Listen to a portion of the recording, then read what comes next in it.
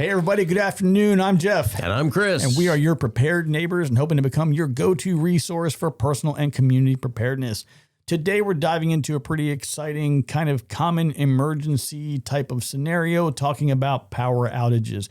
So whether it's a couple of hours or a few days, or even in the worst case scenario, possibly a few weeks without electricity, we're going to cover a couple things you need to consider to help you stay a little bit safe, comfortable, and prepared. All right, so as we talk about this and we dive in a little bit, I think the first thing that we want to consider here as we have the discussion is, where are we? Because it's really often, I think, pretty easy to get kind of locked into this idea that when we're talking about preparedness, it's always a very specific scenario. So I have my EDC bag, my everyday carry bag for when I'm driving around. I have all these things I do at my house. But you know, when Chris and I were talking today before the show, he brought up a really great point. It's like, hey, what if you're at work or you're out at the movies or some other location? The first thing I think you always have to do is establish, as we're having a discussion like this, we have to establish, what are we talking about and where are we? So for the purposes of today's discussion, we're going to assume that we're at home, just to keep that, so we're all on the same page. Now, the one thing I'd really like to do as early as I can is try to determine what the cause is. Now, this isn't always going to be easy. When we're dealing with weather events or natural disasters, some of those are kind of easy. For example, in our hurricane-prone area, we have a pretty good idea when they're on their way. If you live in the South or maybe out in the plains, Tornado Alley, tornadoes might happen, but you don't really know when. And that can be something that occurs you don't usually have a whole lot of lead time. You might know that today is a high probability of some storms day, but when every day in the summer, for example, is a possible tornado day, how much preparation do you do when you look at the statistical probability of a tornado hitting your house on any given day? But figuring out what is the threat and what is, in this case, causing your power outage. Now, one thing that can be really useful, and again, it's all location-based. If you're in a really rural area, might not be as applicable as it is the suburbs or in an urban area, but there's apps like Nextdoor. Now, I used to be on Nextdoor. I thought it was kind of a cool app to share information about the community and things going on in the neighborhood. And then I had one guy on there who started acting like a weirdo and was Googling me and putting it in the comments and trying to start a fight. And I was like, all right, I'm out. So I deleted the app and I've never gone back because there's clearly no moderation in the group that I was in.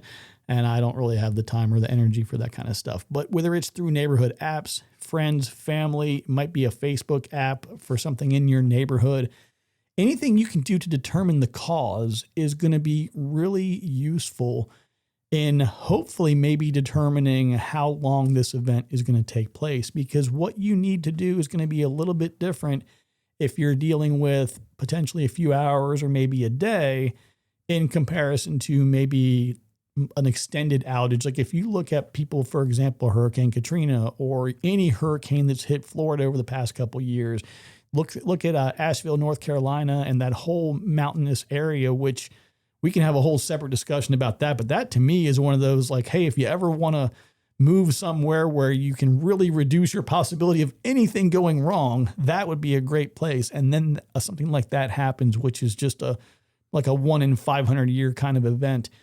But figuring out the cause and being able to estimate how long you're going to be in that situation, certainly very helpful. That could be something as simple as somebody hit a utility pole or a transformer blew or there's just no power. Yeah.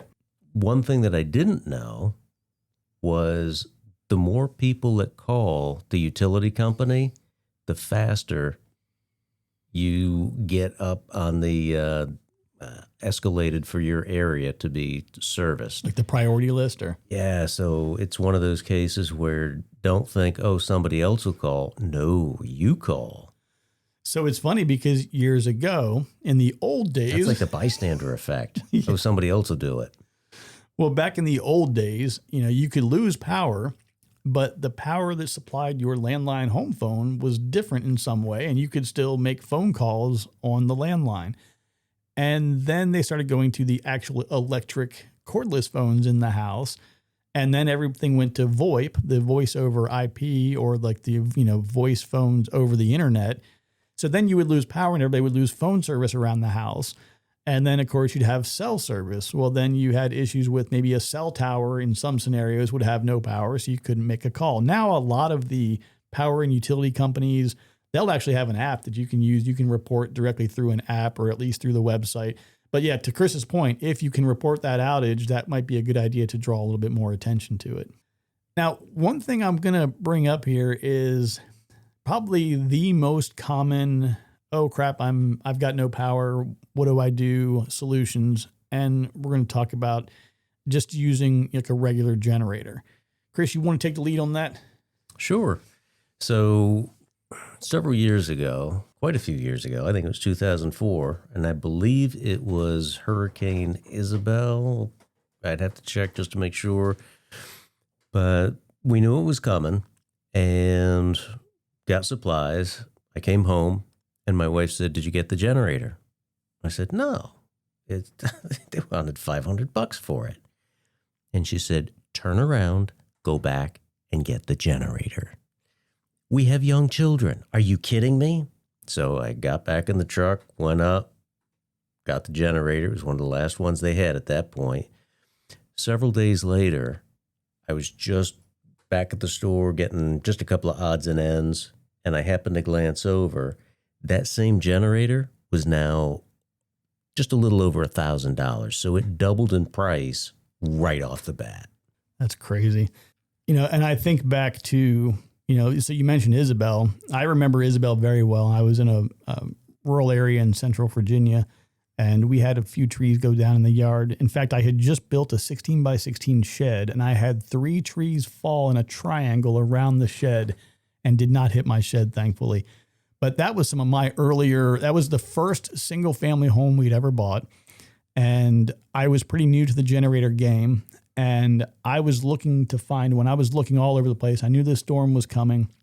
My dad lived about 20 miles away from us down in Madison County, Virginia. And he happened to be down in Salem, Virginia, down in Southwest Virginia. And he called me to check in and say hi and see how we were doing with the preparations for the storm coming through. And I said, "Well, Dad, honestly, I'm kind of concerned. We got all this venison in the freezer and I don't know what to do. I really need a generator." And I said, "Look, if you can find one down there, I'd love to get it. I'll pay you back or whatever." Well, it turns out it was really close to my 30th birthday. And he found one down in Salem, Virginia, brought it to us. And that was, I still have that generator today, by the way, but that was a generator that he gave to me for my birthday a little early. And that's what got us the power we needed. We were out of power for about a day in that. We were very, very fortunate in that situation. We were out for about a week.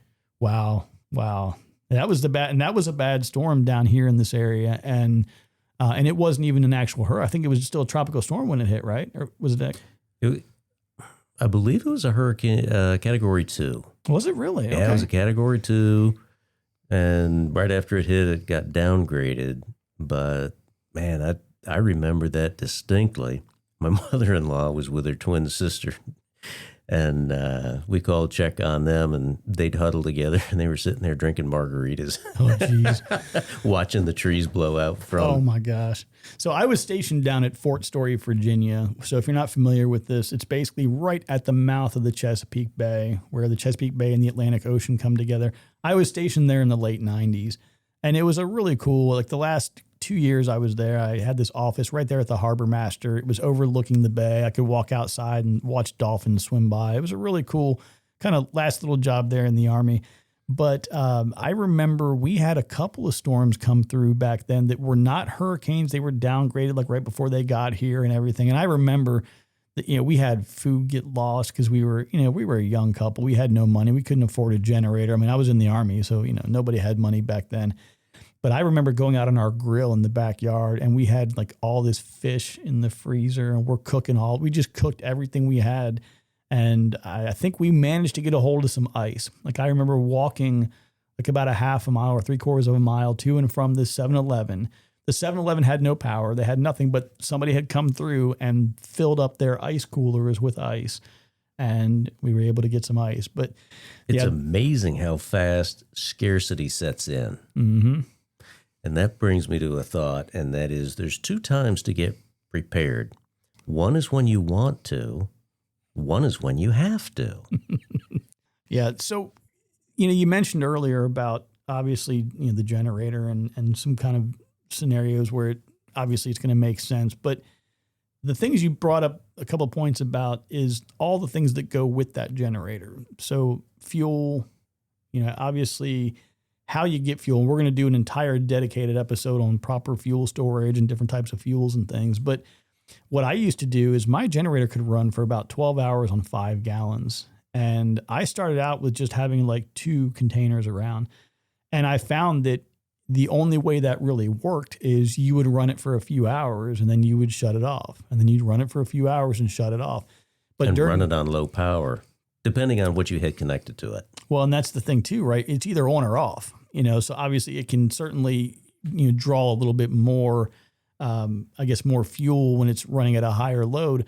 But like if it's either on or off, and so if you're running fans and things, and then you got to turn your fans off, it's like, well, that stinks. I've got no more air moving around, but I've got to conserve the fuel so that I can keep my refrigerator and freezer, protecting our food. So it started out with those 2 cans of fuel. And then what I did not know years ago, here's going to be, oh, wait a minute, this could be your prepper tip of the day or your preparedness tip of the day. I did not know that you're not supposed to put gasoline in those plastic gas cans that you can buy from Home Depot or wherever else.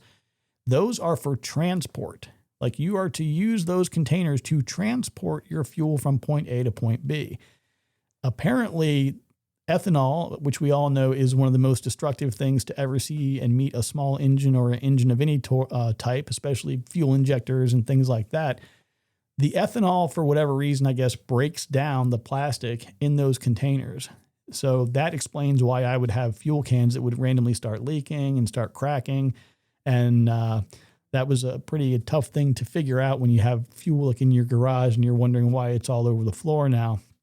So I have moved over to just the all metal fuel cans for both diesel and for gasoline. But after I had the two plastic ones that started to fail, then I went to metal and I had 5 of them. Then I got to a point where I actually had I think I have 10 metal gas cans. And fortunately, I've never had to use all of those, but I have been in a situation where I have run out of fuel, but not been able to get to the gas station to get more. So that is a really, really tough spot to be. And you think about this from this preparedness mindset where you're trying to do everything right. I've got my fuel, my generator, I got some backup oil, I've got all of these extension cords. And, Chris brought up a good point when we were chatting earlier. It's not just about having extension cords. You've got to make sure that you have like that main cord coming out. A lot of times it's going to be like a 20 amp, 125 volt main cord that is much thicker, heavier gauge to be able to then go to your smaller, 14, 16, or even 18 gauge extension cords. Having all of that stuff in place and the way it's supposed to be and calculated for your voltage and amperage and all of that, and then not having enough fuel. It's like, come on. Do you stabilize your fuel? I do. So for my boat stuff, anything that's marine, I think it's called Starbright, I think it's called. Somebody turned me on to sea foam. And then there was another one that I use, and supposedly it's good for about 2 years. Because the problem is, as you mentioned with the ethanol, the gas breaks down, and if you get if water gets in there, man, that'll just totally mess up the engine. So Stabil, STA. That was it. Yeah, the red stuff. Yeah, STA-BIL. And I think it's like something like an ounce or an ounce and a half or whatever. Maybe it's like a quarter or a half an ounce per 2 gallons or something like that. It gives you all the measurements on it. So yes, I use that for everything. That if I buy any kind of regular fuel, what I usually do though is down near my property in North Carolina, which is about an hour and a half away. They have 89 octane ethanol free. Really? And every time I go down there for whatever purpose, as I mentioned to you folks before, I'm a beekeeper and I do have some honeybees that occasionally spend some time down there. And when I go to and fro, I will always fill up some gas cans with the 89, and that's what I use in my small. I've got a little 14-foot Boston Whaler Montauk 150, so I guess it's 15-foot. If it's a great little riverboat, but I use 89 octane ethanol free in that. And the other thing I do is I use it for all small engines. So any kind of weed eaters, trimmers, Power washer, a pressure washer, everything. Because many years ago when I was a young man and ethanol was new and I had no idea what was going on, I was buying new, leaf blowers and, weed eaters and stuff every year. Cause I'm like, I don't know why these things keep dying and why they don't work anymore. And then I kind of figured out the formula. So yeah, if you're not buying ethanol free fuel, absolutely Sta-Bil or some other kind of fuel stabilizer is a must have. So you've got your generator, you got plenty of fuel. All those things are great. It is still going to be a pain in the butt sometimes running all these cords through the house. And I mean, I've run them through windows and then put plastic around everything and taped it up to keep the bugs out. Or if it's a cold time of year, maybe you had an ice storm and you have a power outage because of that. So you want to keep things sealed up to prevent the loss of the warm air from inside the house. So that's kind of like the traditional approach that you're kind of stuck with. Maybe you can run the cords under the garage door and the garage can close down on top of them. But there's another approach that a lot of people use. And Chris, you want to talk us through what that's going to look like? Yep. So my mother-in-law used to live with us. She passed away fairly recently. She had full-on dementia. She lived with us for quite a few years. So we had to make sure that her comfort, her security was intact. And so ultimately what we wound up doing is we had an electrical contractor come by, and I don't know the technical aspects of it, but he put there's a way that I can fire up the generator and plug it into this wall socket on the exterior of the house. And that's going to power the house. So I don't have to run extension cords all over the place. Granted, the generator's not going to, we have to be careful what we've got plugged into it at that point. You can't just carry on as if you've got total power, but at least it's a lot more convenient than having to run all your electric cords. One tip I do have, because most of the time when the power goes out, it's going to be sometime in the middle of the night. And so what I wound up doing was I would put a flashlight by the circuit panel and with a generator. And so if I'm stumbling around, I don't have a flashlight, I can't see where the flashlight is, I already know where it is. I go to where the flashlight is, I turn it on, and I get to work. Oh, that's great. And, I I rented a place actually before I'm in the home I'm in now. I rented for 5 years, and they had that sub panel that you're talking about. And the way it was set up is in the main breaker panel, there was a 100 amp circuit. And from that, they wired it to a sub panel, and the sub panel had two sides to it. It was kind of an interesting setup. You had one connecting device basically, and side by side, there were two sets of breakers.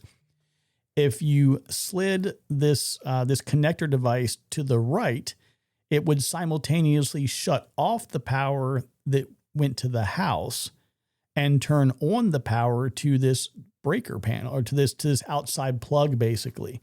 So what this did is it made sure that when you switched over, you completely disconnected power to the city, to the main electrical supply. So let me talk through this a slightly different way. In this scenario that Chris mentioned, he's hooking a generator up into the power supply for his house. And as part of that, there is a component or a piece of that puzzle there that disconnects power to the city. So if there is a possibility, if you don't have any capability to do this automatically, to detect that power is back on, you're going to have to manually make that transition to shut everything off. And now the electricity is coming in through that sub panel, and it is providing power through however many circuits you decide to operate. Now, there's a different way you can do this, and I have done this before, but you have to be extremely careful. I do not recommend, if you don't know electricity extremely well and have a really, really deep understanding of this, it's not difficult. It's not a hard concept. There are a few very basic things you need to follow, But I'm just telling you, I can assume no liability if you decide you're going to do something like this, because it can be very catastrophic, not only for you. If you do this wrong and electricity is out and you have a lineman working, outside your house trying to get electricity restored for everybody, this can be backfeeding electricity into that line and be fatal for them. So it's really critically important that if you don't understand what you're doing with this, don't do it. Absolutely stay out of it and let someone else handle it. But what I did is when I knew the power was off, I went to the main breaker in the house and switched that off. Now I have 2 breakers. I've got 2 200 amp panels. So I switched both panels to the off position. I then went to a spare breaker slot and I added a single 30 amp breaker. And I basically plugged that in as my power source and then ran that to my generator. So then when I turned the generator on, the generator where you would normally plug in your plugs to your surge protectors and your extension cords, mine was plugged directly into my breaker panel. And now what I did with that is every other breaker panel in the box was turned off except for the stuff I wanted to have power. So I turned on my freezer. I turned on, I think maybe like the microwave. I turned on all of the lights. And there were probably like 6 or 7 things that were on. And then we just waited for the text message update that said, hey, congratulations, power is back on in your area. Let us know if you don't have power. And then I would look outside and see if I saw lights at one of the neighbors' places. We shut the generator off, we turn everything back on, turn the main power back on, and we're back in business. But please don't ever, ever take that on or even take a chance that there's a possibility of you backfeeding that system. It can be, one, you can have serious risks when you're sending energy in and power is coming from the city. That's going to cause some very unsafe conditions for number one. And number two, if the power is not back on, like I mentioned before, you do run the risk of injuring a electrical service personnel. Something that happened to me last time power went out or was about to go out, I thought I was all dialed in. I had everything. I had the generator. All the supplies were there, ready to go. And my son calls me. He says, hey, Dad, how do I do this? I'm like, oh, my God. I knew all this stuff. I knew how to do it. The missing component was I was out of town and I couldn't do it. And so what I wound up doing was creating a step-by-step with pictures. I just used my iPhone and I took all these pictures and I created a document and used my iPad. And then I just sent him the document and now it's there. One thing that I need to do, and it just occurred to me as I'm sitting here, is I need to print that out again, laminate it, and I need to make sure that at the circuit breaker, the instructions are there, and then have a copy right on the generator, like a 3-ring binder type thing, but just punch a hole in it or staple it together. But it would be laminated because it's probably going to be raining. Oh, absolutely. Yeah. No, that's a great idea. That's a really great call. And it's funny when we do these things because we think we have it all figured out. Like, yeah, I got the master plan, got it all figured out. Who else knows it? Yeah. Yeah. That's definitely an important component. And, one thing I want to bring up, and it's something that you feel like you shouldn't have to say anything, but I also recognize that not everybody has the same life experience and the same exposure to things that I've had, that we've had. And a lot of people just don't know. When you're using a combustion engine of any type, whether it's driving a vehicle, or that's why you have a vehicle that's in your garage. If you want to start it up before you leave, you open the garage door and let the exhaust out. You cannot operate a generator inside of a closed space. So if you are operating it in your garage, you need the exhaust facing out and the garage door needs to be open. I've done this several times. I put the generator right by the door so it's not in direct rain and the exhaust is pointing out, and I've not had any issues with that. But even doing that, you can still get gusts of wind and the air can still get pushed in. If you smell exhaust in your house at all, you know that you need to move that generator further away. If you need to build a small lean-to or something off the side of your house or the side of your shed to give it a place to take it out of the elements, do whatever you got to do. But every year there's a major storm, whether it's a winter storm or a hurricane, tornado, earthquake, whatever. Whenever there's a bad event that happens, you always hear stories about a half dozen people who died from carbon monoxide inhalation because they had the generator either in the house, in the garage, or just too close to living spaces. And just be mindful of where you're sleeping with respect to where you've placed your generator.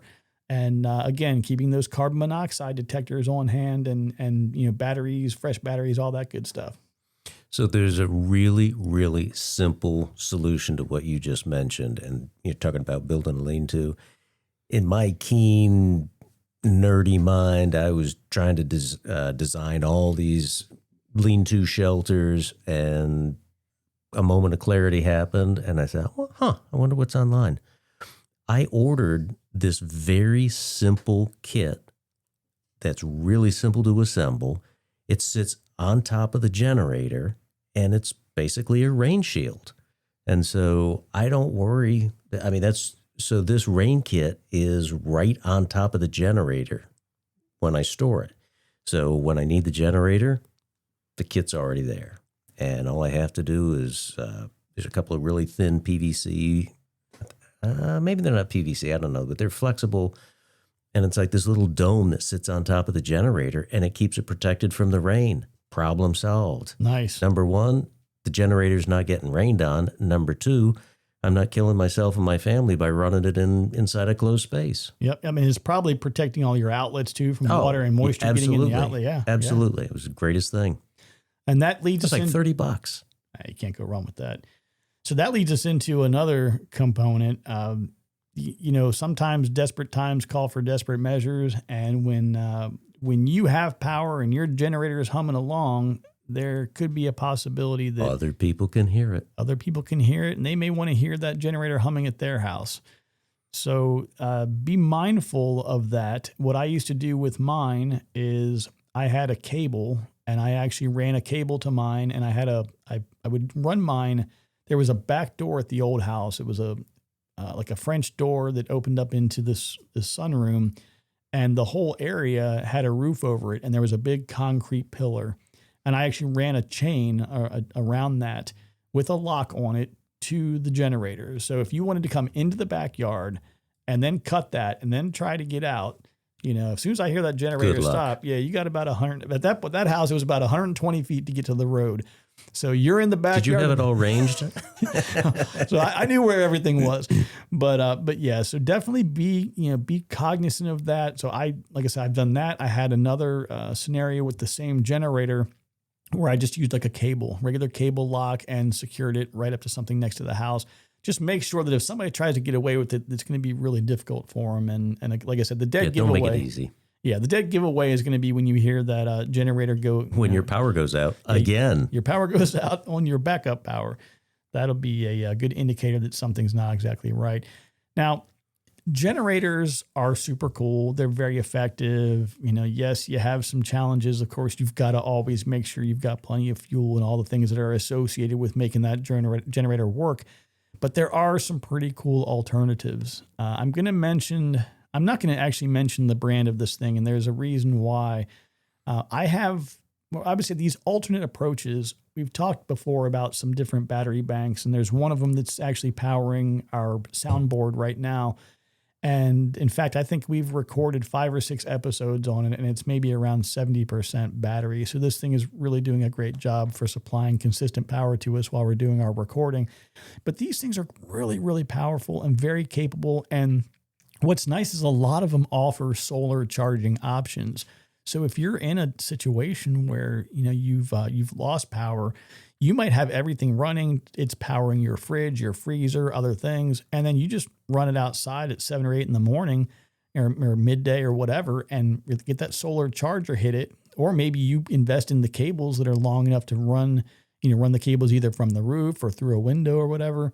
And you can fully charge that system back up either while it's running or during the peak of the day, and then you'll have it available for the nighttime. But the reason I'm not mentioning the brand of the one that I have is I think it's rated for like 3,000 watts. and I can do a max of, I think, 1,000 watts on any individual plug. It's got like 6 plugs. It's got cigarette outlets on it. It's got all USB-C, regular USB-A. It's got all kinds of stuff with it. But it came with a power cable for charging. And that charger, I think it's like 100 or 120 watt charger, is a pretty standard kind of charging thing. It had this off the wall proprietary plug on it. It failed like the third time I used it. I reached out to support. I was like, hey, I've had this thing for a few months. I've only used it like 3 times and it's not charging anymore. I don't know what to do. And they never responded to me. And this is through a contact of their website, through their direct support. I tried to call them. I couldn't get them to call back. So I'm not mentioning them by name, but what I ultimately ended up doing is I got an old laptop charger, which charges a lot lower power. And I cut one of their other connectors that came in for like solar or something like that. I took the connector from that because I couldn't order one. Literally everything I ordered that was like it was not the right size. So I had to cut something else, splice into it, and I made my own, and it took about 3 times as long to charge, but at least it's an option, and I can still charge it off of the 12-volt cigarette lighter. But long tangent there with that to say that one thing by itself has a lot of energy stored in it. And being able to have that capability, it might be the best fit for some people. They're really, especially for ease of use. Absolutely. They're kind of heavy, but you know what? But they're quiet. There's no sound to it.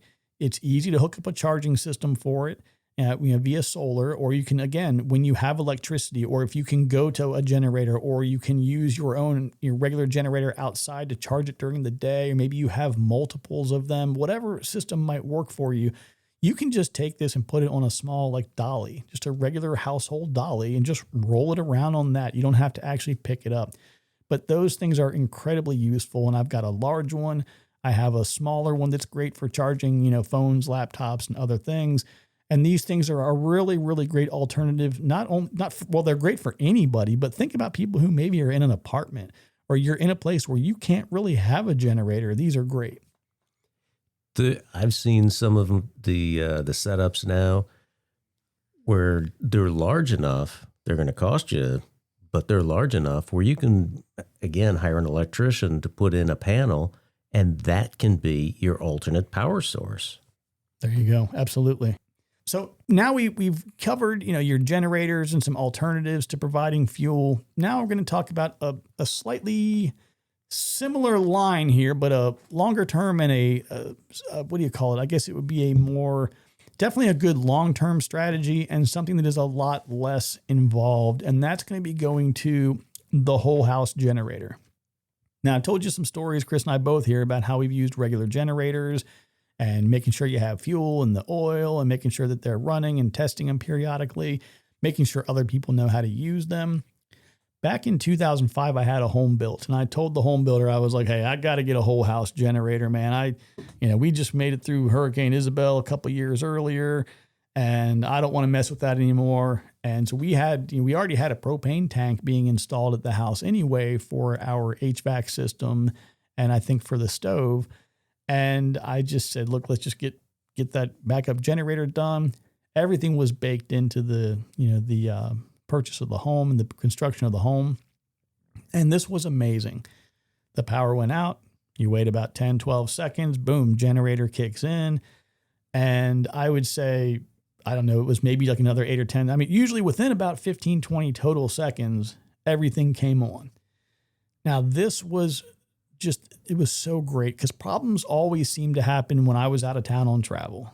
And I would get a call and be like, hey, there's no power at the house, and I couldn't do anything. There was nothing I could do. And the girls were just there with nothing.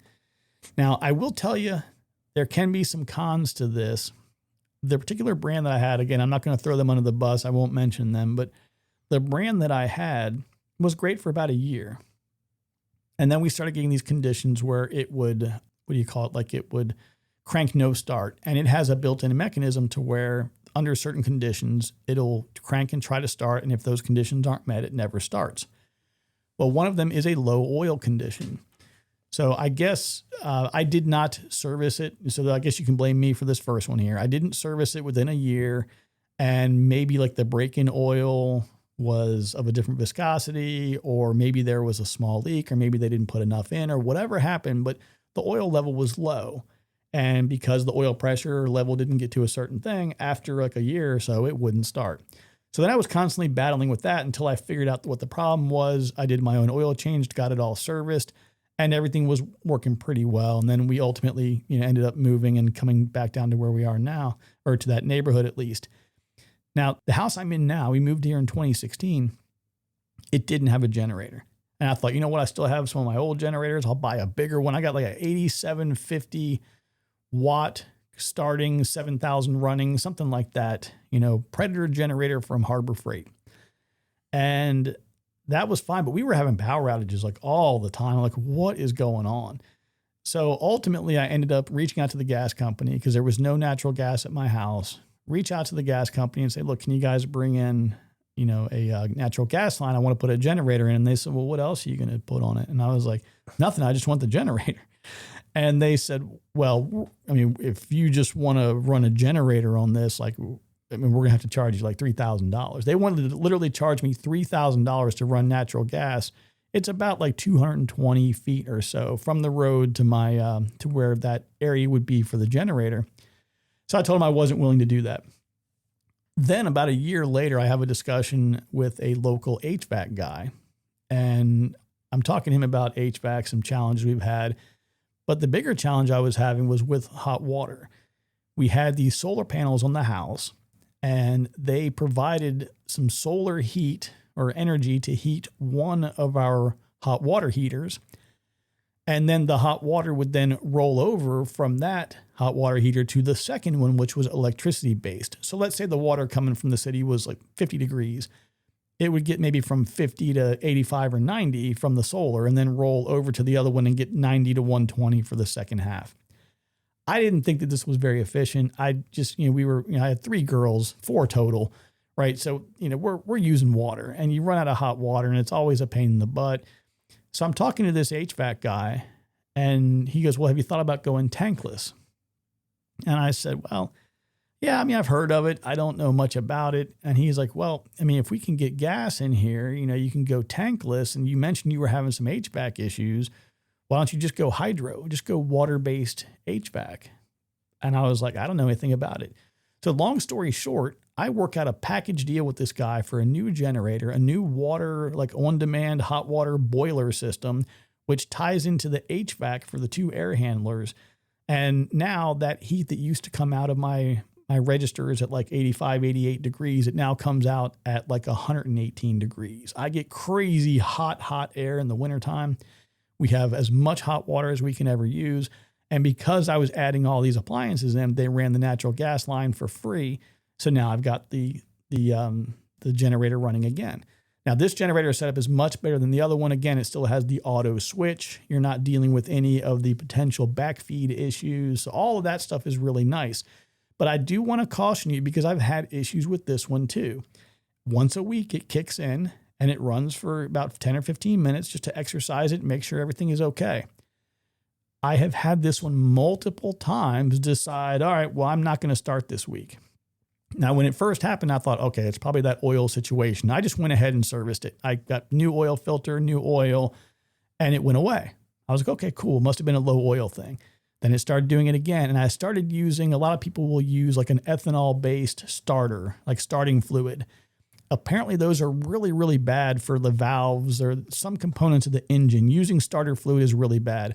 So I use AMSOIL metal protectant. And for whatever reason, that has like a nice lubricant in there with it. It'll lubricate the valves or whatever components were at risk. It will lubricate them and simultaneously provide it that starting fluid that it needs. So it's a lot safer of an approach.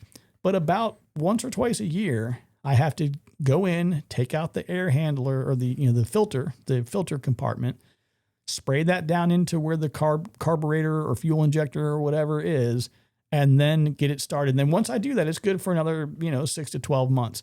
So I would say if you're getting one of these and you don't know anything about them, get onto a service plan with your provider, pay them the $150 or $200 a year, or whatever it is. They'll come out, they'll change the oil, they'll make sure all the starting systems are good, air filter is changed, and it's worth it. But I tell you what, when you really want to be serious about protecting your family, your home, your food. I've lost hundreds of dollars of venison before when power went out and I wasn't home.